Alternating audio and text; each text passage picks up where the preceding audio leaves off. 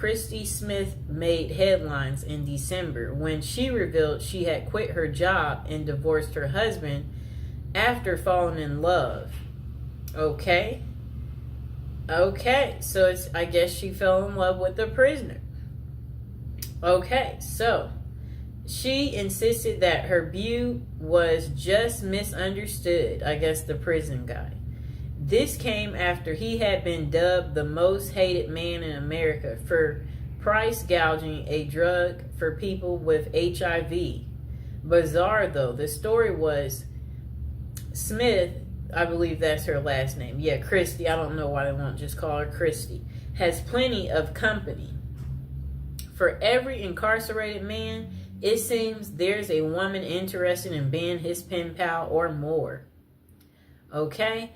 Christy Smith, a former journalist who helped break the story of a white-collar criminal, Martin Shkreli, Wright became romantically involved with him while he served a federal prison sentence for fraud. Okay, I'm about to show her. She looks fairly normal, too. She's, normal looking lady. And, he's the genius. I'm trying to say, I guess, he thought he was the genius. He didn't know he would get caught. It's a trend explored in the book Love Lockdown, Dating, XXX, and Marriage in America's Prisons. Okay. Greenwood decided to start researching prison marriages after her own extensive correspondence with jail white-collar criminal Samuel Israel III, currently serving a 22-year sentence in Butner, North Carolina federal prison for mail fraud and investment advisor fraud. Oh no. Some of this, it does make you wonder, how do these people get into committing these crimes? Or what? How does it start? What, do you get away with one thing and then it makes you think, oh, I could do that again and get away with it, and then you keep getting comfortable enough, you get so comfortable that you keep on, and then you eventually leave footprints. Okay, so this guy, I guess his name is Israel, it said he had faked his death by staging a suicidal plunge off the Bear Mountain Bridge in upstate New York in June 2008. He turned himself in to the feds 3 weeks later, and Greenwood reached out to him whilst researching her first book, Playing Dead, about people who fake their own deaths or disappearances. They have stayed in touch for 7 years, corresponding frequently, although they have never met.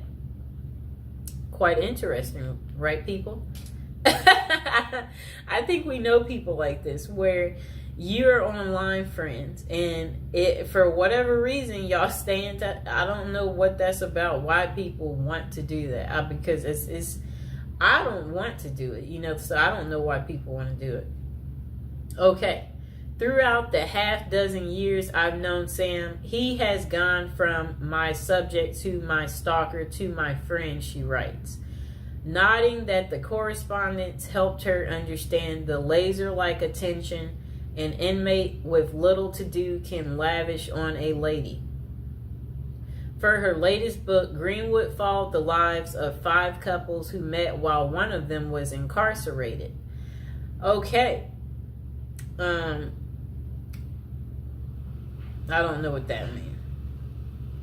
I'm just trying to say, whatever they wrote was very confusing what came next. So, to prison wives who have long histories with their men, MWI. Okay? Women are seen as pathetic losers, or worse yet, prison groupies. Let's just label them a prison groupie. But what she found were relationships that were at times romantic, messy, complicated, and sometimes heartbreaking. In other words, not too unlike those in the real world. One couple includes Joe, an ex-Army medic who had worked as a prison guard at a Kansas City jail, and Benny Reed, who was serving a 10-year sentence in the maximum security Oregon State Penitentiary for the attempted murder of his then girlfriend. It shows Joe and Benny Reed, who met on a prison pen pal site on their wedding day, and they are kissing. I'm going to show the picture. That's her prison boo. You see that? How romantic. The pair met on a prison pen pal site. Joe knew the stigma of associating with a felon, but it didn't deter her. In recovery herself from an addiction to pain pills, Joe credited Benny with making me the best possible version of myself. I think these women tend to be very nurturing.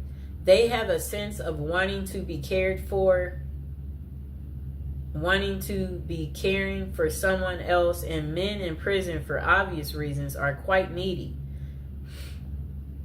The pair even got married at the prison. He saved up from his $1.81 an hour prison call center job to buy her a ring off Etsy. How sweet. But the relationship ended abruptly when Benny found other companions online. Are you kidding me? He still left her while in prison. That's crazy. It says, yeah, that's crazy. Oh my gosh. Wow.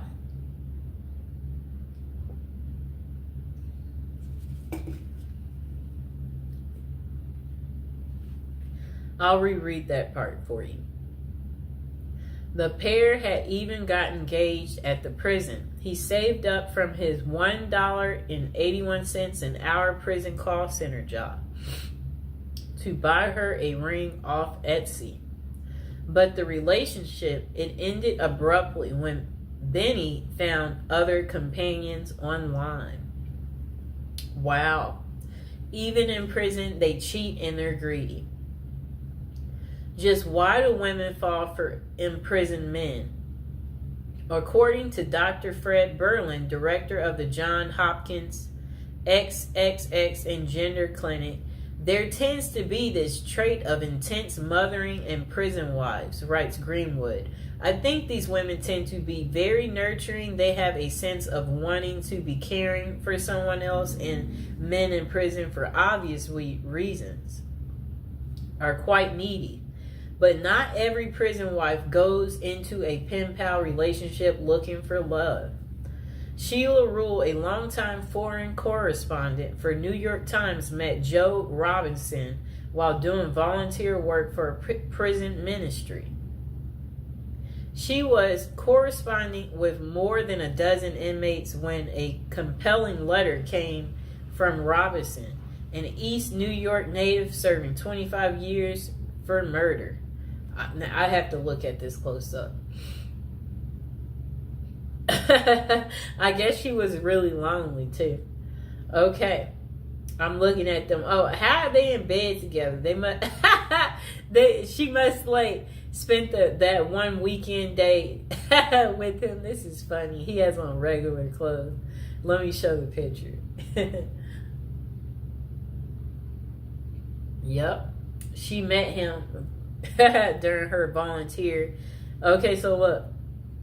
That lady I showed you, Sheila, a longtime foreign correspondent for New York Times, met Joe Robinson, the guy that you saw there, while doing volunteer work for a prison ministry.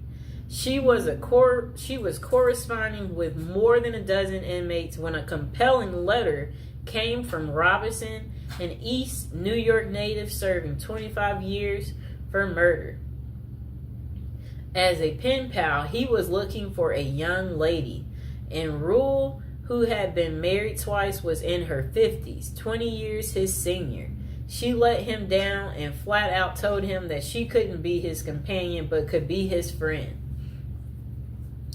For a year, the two exchanged letters that were deeply vulnerable but very flirtatious.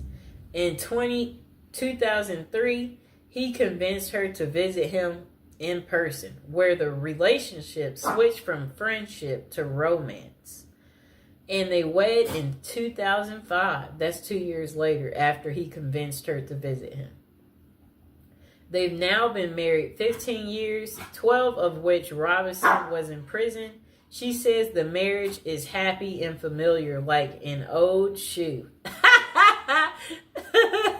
That's so funny. Like, it's like a shoe. Still, Rue initially told few people about the relationship. When she decided to tell a friend she thought was progressive, the friend asked how she could be with someone charged with murder. I'm not marrying Joe's past, she told the friend. I'm marrying the person he's become. Do you like her excuse? So that's the end of Terrible Crimes. How it couldn't stop these ladies from marrying men behind bars. I hope you guys liked the video. Don't forget to like and subscribe. Let me know, are you enjoying the prison series? Is it very lovey-dovey?